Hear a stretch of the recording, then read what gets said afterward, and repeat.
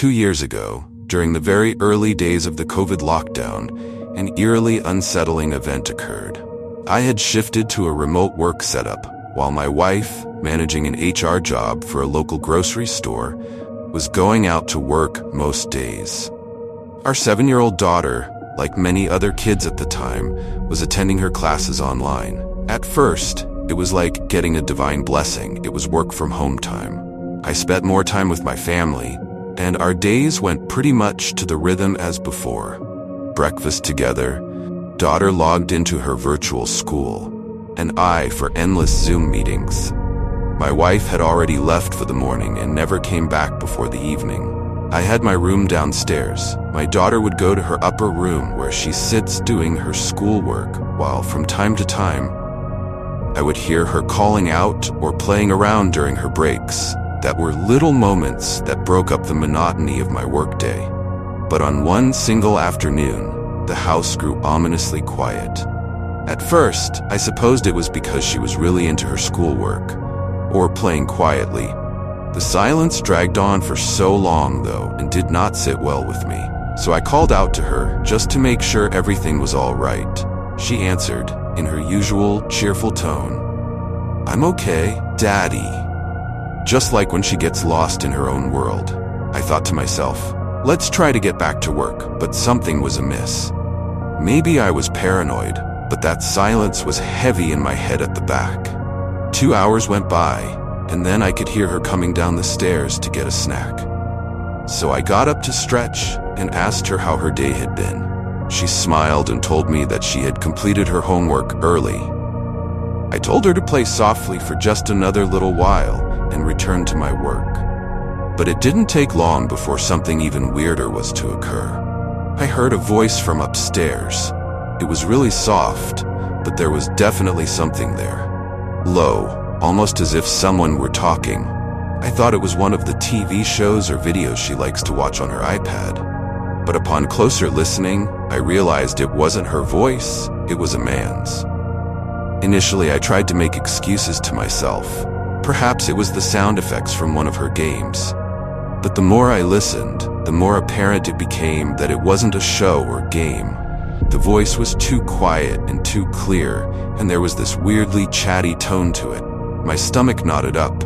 I looked down at my phone, hoping that maybe it had somehow started playing some song or another. But it wasn't making a sound. That voice was unmistakable, coming from upstairs. My heart started racing as I stood there in the dark, trying to decide whether I should check out. It felt wrong, but there wasn't a word for what it was. I resolved I should go check on her. My footsteps on the stairs had felt heavier with each one, as if my weight was drawn along with them. The voice had stopped by the time I got to her door. I knocked soft, not to sound concerned. "Hey, sweetheart, everything good in there?"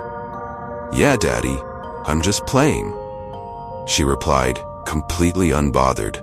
I pushed the door open, and there she was, sitting in the middle of her room on her bed, staring at her iPad, watching a cartoon as if nothing untoward had occurred. Everything around her seemed perfectly in order, but that voice I had heard a minute ago was nowhere to be seen. "Did you have a conversation with someone?"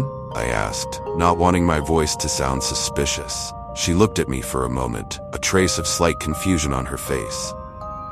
"No, Daddy," she said naively, "but I heard voices. I pushed." She shrugged, completely unmoved. "I don't know," she answered, then went back to her show. Once again, I looked around for anything out of the ordinary.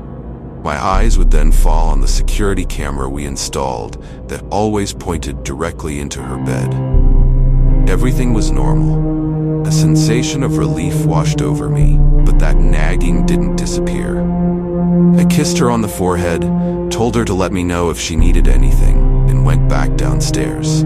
But for the rest of the day, my mind kept going round and round upon the voice.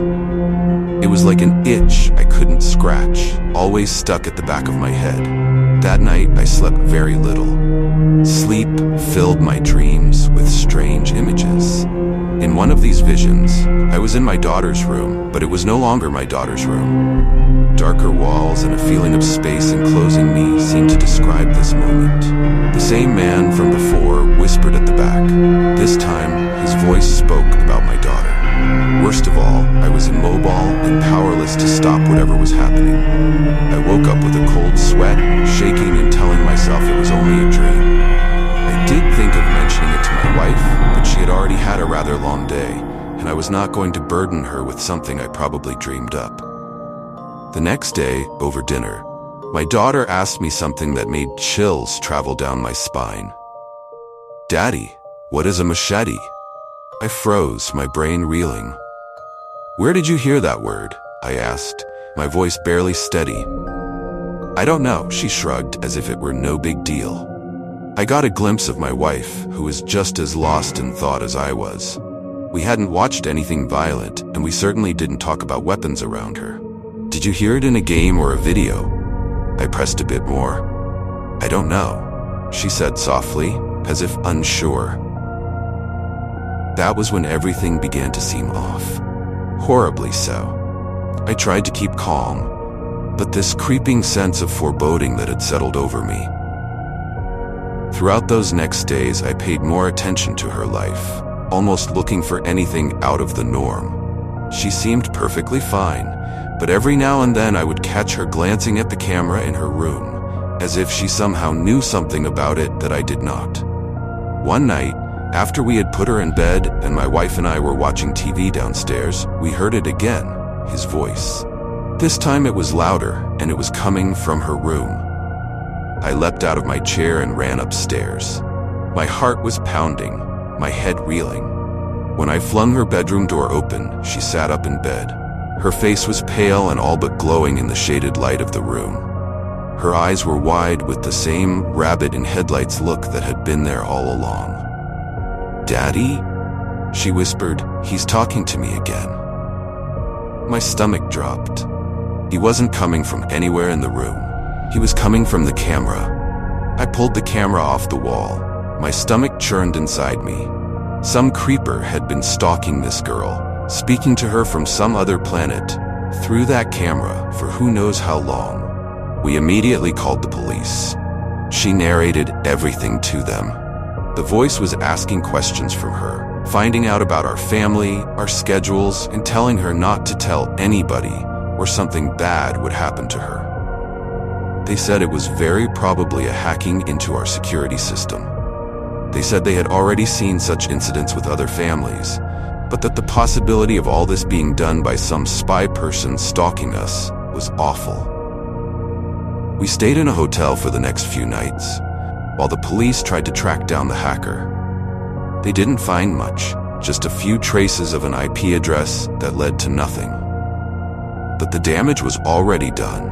We tore out every camera in the house and replaced them with basic offline monitors. We never fully explained to our daughter what had really happened. She still believes it was just a technical hitch.